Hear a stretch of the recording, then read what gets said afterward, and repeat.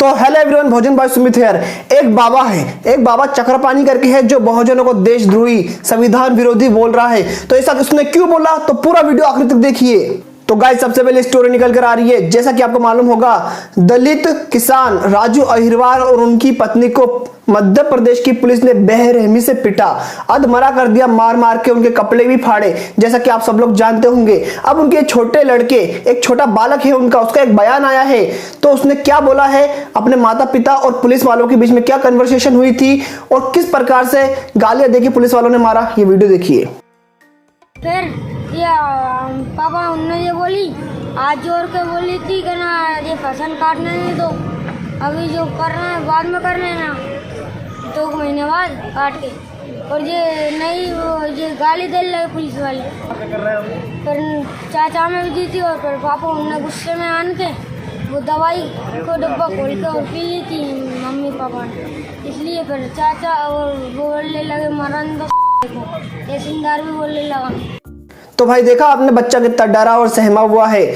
उसने साफ साफ बताया उसके माता पिता को पुलिस वालों ने, मध्य प्रदेश के कुर्ब पुलिस वालों ने कितने बेरहमी से मारा, गाली दे दे कर मारा। और जो वहां का तहसीलदार था गुना का, वो कहता है मरते हैं तो मर जाने दो। यानी कि जब राजू अहिरवार और उनकी पत्नी ने वो कीटनाशक पी लिया था और वो थोड़े बेहोश हो गए थे, तो वहां का तहसीलदार कहता है मरते हैं तो मर जाने दो। ऐसा खुद बच्चे ने बताया। भाई इस बारे में क्या बोलोगे, नीचे कमेंट करो। दोस्तों, अगली स्टोरी निकल कर आ रही है बहुजन यूट्यूबर राहुल नागपाल जी को लेकर। जैसा कि आपको पता होगा, राहुल नागपाल जी नीली क्रांति संगठन के प्रवक्ता है। उन्होंने बोला है कि जब बहुजनों पर मुसीबत आती है तो कोई साथ नहीं देता है, ना तो मायावती जी की बीएसपी साथ देती है, ना तो कांग्रेस पार्टी साथ देती है, लेकिन बहुजन समाज के लोग इनको भर भर के वोट देते हैं। और उनका यह भी कहना है, जब कोई ब्राह्मण मर जाता है, उन्होंने एग्जाम्पल दिया विकास दुबे का, तब मायावती जी भी बहुत सारे ट्वीट करती है, बहुत बोलती है और सारी पार्टियां बोलती है, लेकिन दलितों पर कोई कुछ नहीं बोलता। ऐसा उन्होंने कहा है। भाई वीडियो देखिए। लेकिन बहन जी को राजकुमार अहिरवार, जो मध्य प्रदेश गुना का किसान है, दलित है, या अन्य किसी दलित नेता को बहन जी के नाम में यहाँ क्यों लूँ, किसी को नहीं आती है याद। लेकिन जब किसी ब्राह्मण का शोषण होता है या उस पर पुलिस प्रशासन कानून कार्रवाई करता है तो हमारे अपने लोग तो बोलते ही हैं और उनके भी अपने लोग बोलते हैं। लेकिन जब हमारा शोषण होता है, हमारे ऊपर गोलियां चलती हैं, हमारे ऊपर एट्रोसिटी एक तरीके से होती है, तो कोई नहीं बोलता है। तो अब हम लोग उस स्थिति से गुजर रहा है समाज कि ना तो हमारे साथ अपने ही समाज के नेता हैं और ना ही सवर्ण समाज के नेता। ये बात, हालांकि आप लोग ये पूरा वीडियो देखना चाहते हो तो नीचे कमेंट बॉक्स में इसका लिंक मिल जाएगा। तो राहुल नागपाल जी का साफ साफ निशाना बीएसपी के ऊपर भी था और कांग्रेस के ऊपर भी था। उन्होंने कहा कि जिस प्रकार से दलित लोग कांग्रेस को, मतलब बीएसपी को छोड़ के कांग्रेस को भी जिता देते हैं, तब भी जब दलितों के ऊपर कोई जुल्म होता है तो कांग्रेस आवाज नहीं उठाती है ढंग से और ना ही बीएसपी कुछ ज्यादा बोलती है। ऐसा उनका कहना था। तो आप इस बारे में क्या बोलेंगे, नीचे कमेंट करके बता सकते हो।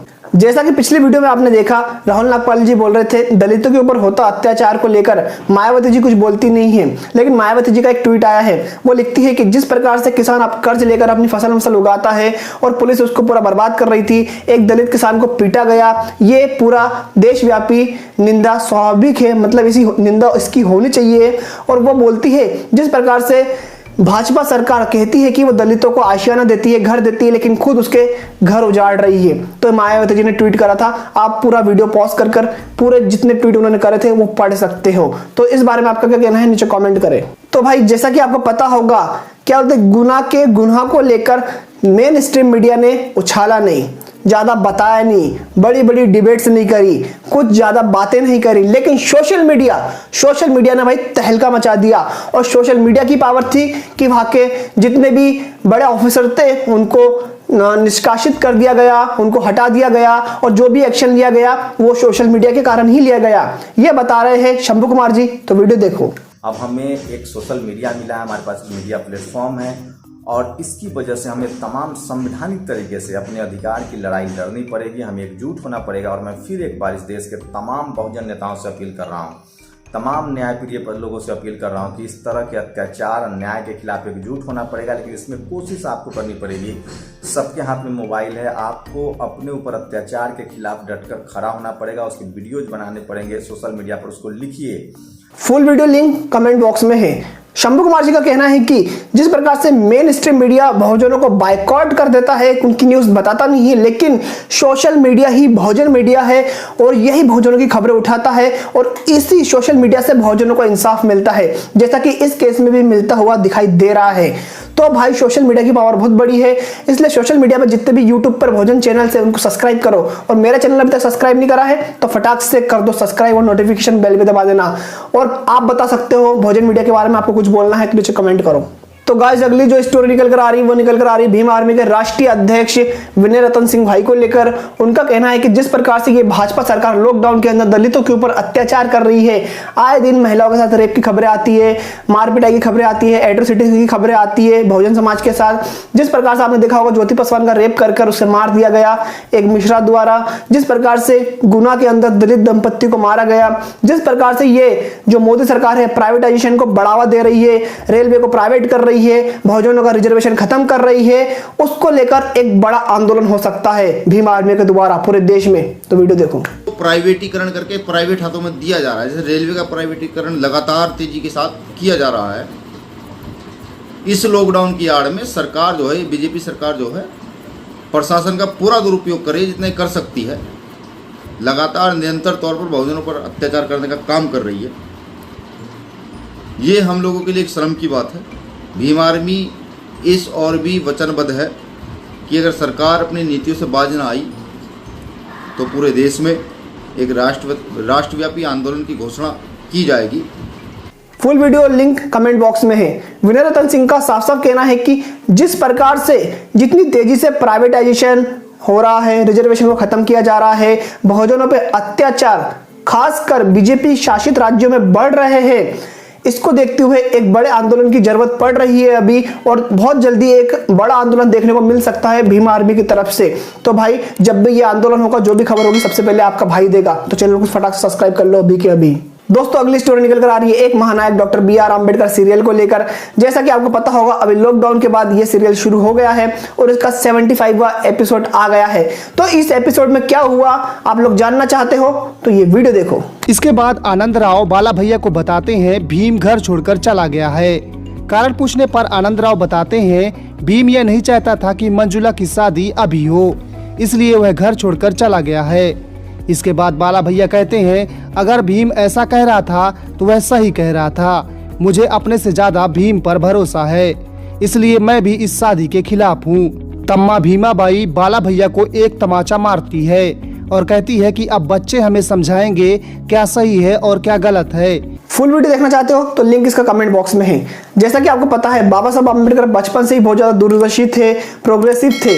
तो वो जो समाज में कुरीतियां होती थी, जो भी गलत चीज होती थी, उसका वो बचपन से ही विरोध करते थे। तो इस एपिसोड में बताया गया है कि बाबा साहब की बहन का विवाह होता है, लेकिन वो बाल विवाह होता है। तो बाबा साहब अम्बेडकर इसके खिलाफ रहते हैं और बाबा साहब अम्बेडकर का सपोर्ट करते हैं उनके बड़े भाई आनंद राव। वो कहते हैं जो भीम बोलता है वो सही बोलता है। तो इस वीडियो में ये बताया गया है।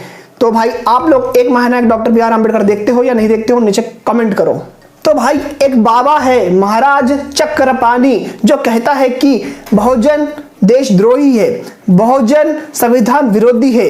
जो भी राम के जो टेंपल बनने वाला है अयोध्या में राम मंदिर, उसका विरोध करता है वो देशद्रोही है। और जो भी ये कहता है कि राम मंदिर की जगह बुद्ध विहार था, बौद्ध स्थल था, वो व्यक्ति देशद्रोही है। यानी कि इस बंदे ने, इस बाबा ने पूरे बहुजन समाज को कटघरे में खड़ा करके बोल दिया है कि पूरा बहुजन समाज जो भी अम्बेडकरवादी है सब देशद्रोही है। ऐसा आपको झूठ लग रहा है? इसने ऐसा नहीं बोला। तो ये वीडियो देखो। इस तरह की जो क्योंकि कार्य कर रहा है, जो भी भूख हड़ताल और धरना प्रदर्शन कर रहा है बौद्ध मंदिर के लिए, और वो कह रहा है कि राम मंदिर नहीं बनना चाहिए, वो निश्चित रूप से वो न भारत को मानता है, न भारत के संविधान को मानता है, न सुप्रीम कोर्ट को मानता है। ऐसे लोग विदेशों के इशारों पे ये काम कर रहे हैं। ये अंतर्राष्ट्रीय एक साजिश है जिसके तहत बौद्ध भिक्षु के रूप में फर्जी लोग बैठ करके और इस तरह के राम मंदिर के खिलाफ जो है वहाँ पे माहौल बनाने का काम कर रहे हैं। मैं सरकार से मांग करता हूं कि ऐसे लोगों को चिन्हित करके कानूनी संविधान पूरा वीडियो देखना चाहते हो तो कमेंट बॉक्स में इसका लिंक है। ये बंदा कितनी मासूमियत से बोल रहा है कि ये देश क्या बोलते, भारत भगवान राम की वजह से पहचाना जाता है।